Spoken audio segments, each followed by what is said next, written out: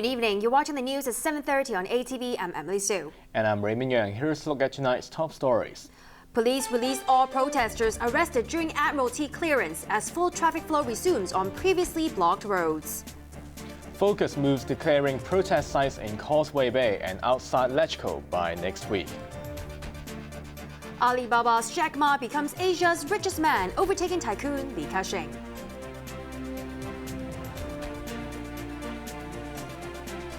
All 249 protesters who were arrested during yesterday's clearance of Admiralty have been released, many of them unconditionally after refusing bail. The leaders of the civil disobedience movement are now warning of more turmoil ahead, with radical action, rioting, and armed resistance by people fighting for greater democracy. But student leaders have promised a peaceful campaign, and they're not planning lengthy road occupations for now. Leading pan-democratic figures who were among the nearly 250 protesters arrested during yesterday's clearance of Admiralty appeared defiant outside the Kwai Chung police station early this morning. Veteran Democrat Martin Lee, Candlepop singer Denise Ho, and all 15 detained opposition lawmakers, including People Power's Albert Chan and Raymond Chan, were released unconditionally overnight after refusing to accept bail. Police have reserved the right to prosecute them for refusing to leave and courting arrest when they ended the 75-day occupation of Admiralty yesterday. One of the last to be arrested was Alex Chow, whose group, the Federation of Students, has played a leading role in the civil disobedience campaign for greater democracy. His deputy Lester Shum was missing when his fellow activists made their last stand at Tamar yesterday because he's already facing prosecution after he was arrested during the clearance of Mongkok last month.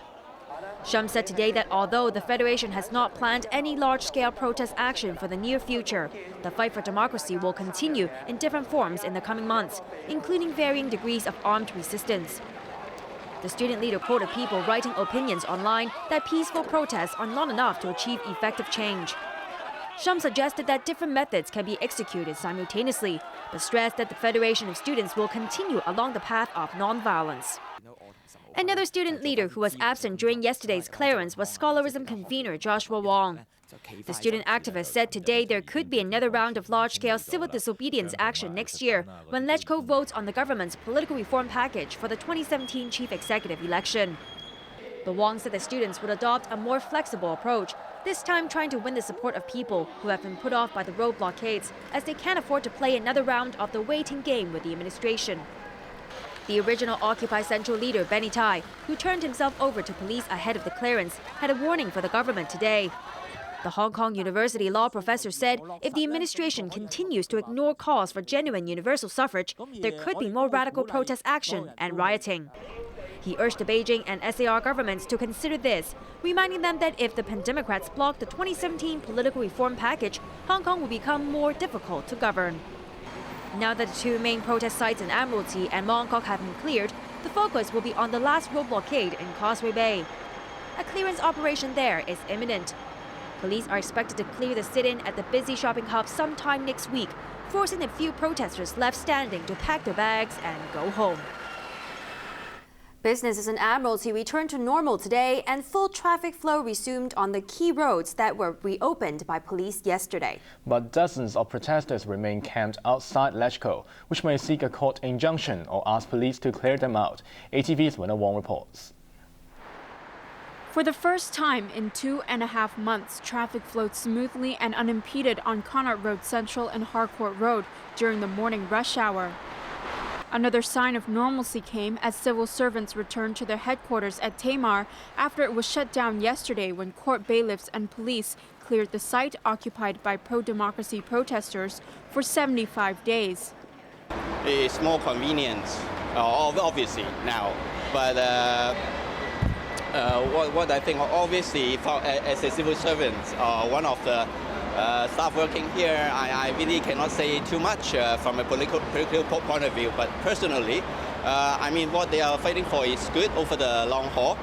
Dozens of protesters, however, are still occupying the plaza outside the Lechco building, as well as the designated area for public demonstrations. I think they will not move us because this area is for the people to tell something to the government. So I think they do not move us, not like the street. LegCo President Jang Yuk-sing has repeatedly asked the demonstrators camped outside to leave, citing hygiene and safety concerns. We have been considering an application for injunction order.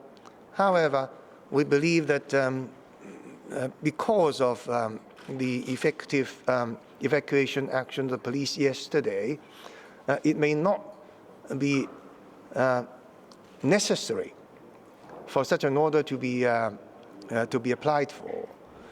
The LegCo Commission will meet again on Monday morning, review the situation, and decide what action to be taken.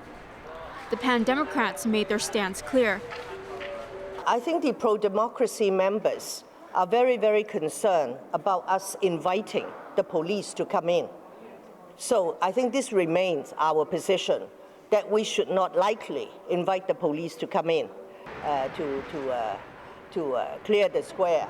But if we can talk to the protesters and their friends and get the issue to settle peacefully, we are all in favor of that. Last week, lawmakers were asked whether they should apply for an injunction to clear the area and nearby Tim May Avenue. More than half of legislators opted for a court order. But with Tim May Avenue cleared yesterday, the plaza outside LegCo is where protesters at Tamar are making a last stand. Winna Wang, ATV News. Veteran Beijing loyalist Rita Fan has advised student leaders to stop asking for the impossible and reflect on what they've done.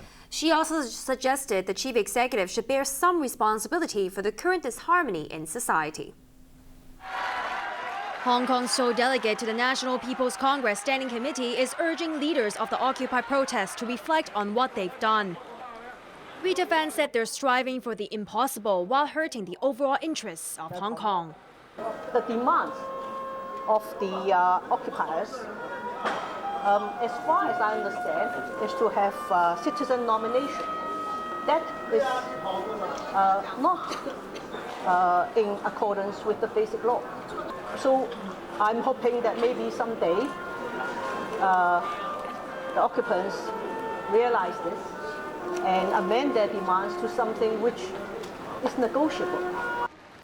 The veteran Beijing loyalist sees no point in the government returning to the negotiating table unless the students are willing to be more flexible with their demands. Fan warned against escalating the civil disobedience campaign with more violence.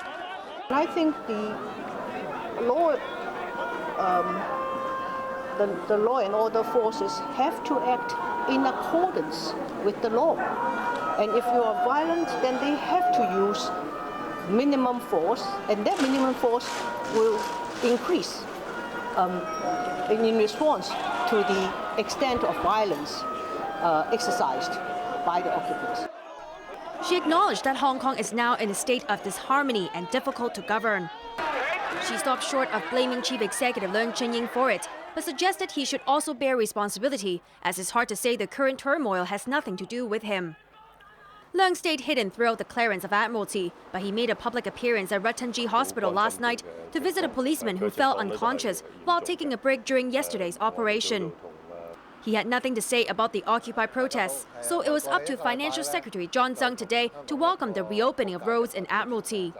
Tsang described the clearance as a positive message to the city's economy.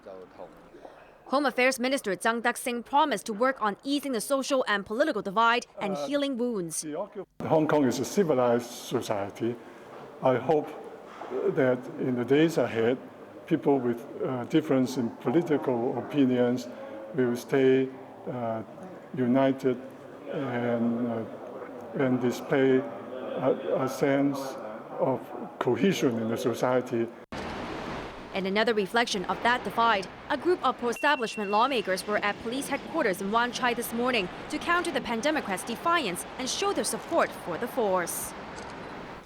Beijing has welcomed yesterday's clearance operation and called for rational and pragmatic discussions within the Basic Law on political reform. Our state-run newspaper went a step further, hailing the defeat of the umbrella movement. ATV's Arthur Urquela reports. The central government has publicly welcomed the clearance of Admiralty, expressing its